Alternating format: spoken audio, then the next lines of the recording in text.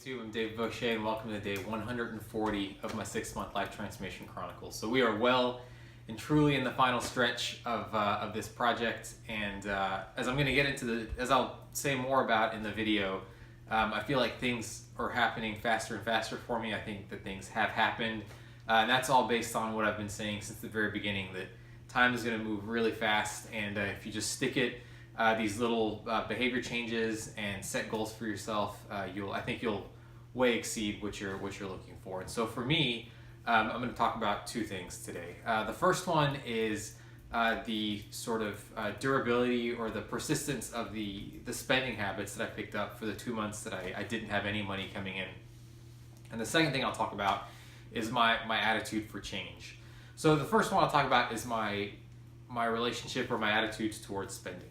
So they always say that you should never have your lifestyle creep up with your salary. And I think I did a pretty good job of that. But I do find, looking back, that as my salary increased, I would get more and more blasé about buying certain things. Not expensive things, but because I know where to find good bargains, I think I would just buy things because they were cheap. But I had to shut down all of that to zero, during January and February when I had no money coming in. And so the worry was that wouldn't keep up. So once I got a steady paycheck in, I would just keep on the same path I was going on. But what I realized during that time was twofold. First is that I really don't need half of what I was buying. In fact, most of it.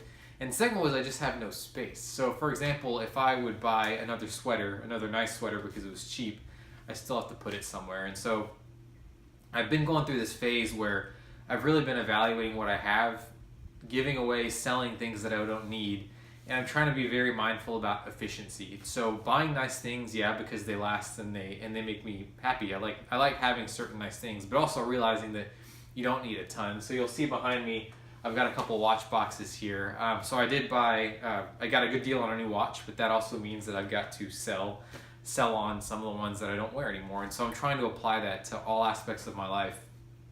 And it just feels so good now that aside from a couple kind of fun purchases like this one that I financed by selling stuff that I have, I really don't buy anything other than food and obviously paying for my mortgage. And so everything goes into savings, which means I've got more money for options in the future if I need them. I've got more money for the house in France, and it's just great. So the point of that is that I'm just very happy that my spending habits have persisted.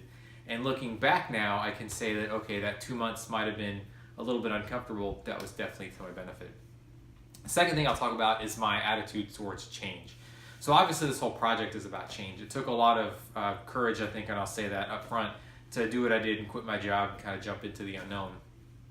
But all of that had been sort of built up, and everything had led up to that because of my attitudes towards change, which I can pretty much sum up as, well, I'm going to have to do it anyways, so I might as well just get on with it, right? So a lot of people don't like change, and I think that's what gets in the way of them taking on new goals. But for me, even though I've always been relatively comfortable with it, I think what crystallized in my mind that okay, I'm in a good spot as it relates to handling change was actually the royal wedding. So I did not pay much attention to the royal wedding, but it was inescapable in terms of being on my various social media feeds. And so one of the things that came up was how people were dressed. And so David Beckham was invited. And David Beckham's a good-looking dude, right? He's always changing his clothes, always changing his hair. And so I just got my hair cut yesterday, and then a couple hours later saw his haircut, and I thought, you know what?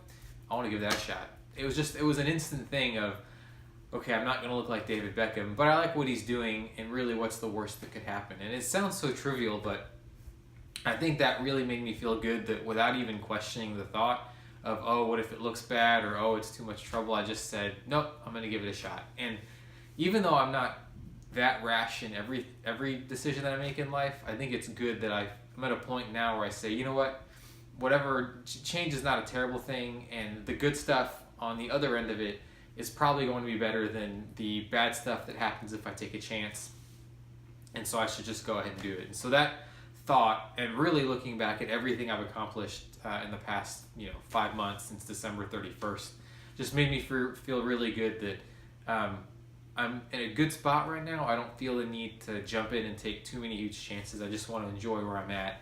But I've trained myself and I've adapted enough to where if I did have a choice to make, I wouldn't have the fear of change be a major factor. It would just be a much more objective weighing out the pros and cons.